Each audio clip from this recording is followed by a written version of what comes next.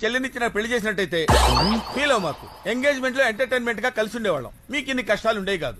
ఒక్కటి ఆలోచించండి, just think చేయండి. జరిగిన కథలో మా పెళ్లి చూపులు తీసేసి చూడండి, మీకే అర్థం అవుతుంది. తన్నవేందన్నా? జల్జారదవా, నీ చెల్లెలు ఏమైనా అప్సరసా ఐశ్వర్యరాయ ఓడికిచ్చి చేస్తే ఏమైంది? తెలిసి ముసలోడి కట్టిస్తావునా? లేకపోతే నీ చెల్లికి పవన్ కళ్యాణ్ కొడుకు అఖీర్ ఆనందను, మహేష్ బాబు కొడుకు గౌతమ్ కృష్ణ వస్తారా? పెద్దనా ఏంది పెద్దనా మళ్ళీ కన్ఫ్యూజ్ అయ్యా. చెర్రీ అనుకుని సిద్ధుకు ముద్దు పెట్టా. ఆయన ఏమన్నా తప్పుగా అనుకుంటారేమో. నువ్వు వెళ్ళి మేనేజ్ చెయ్యి. అంటే ఏంటే? నన్ను వెళ్ళి బోకరజం చేయమంట? అక్క ఇదేం అక్క, చేసిందో?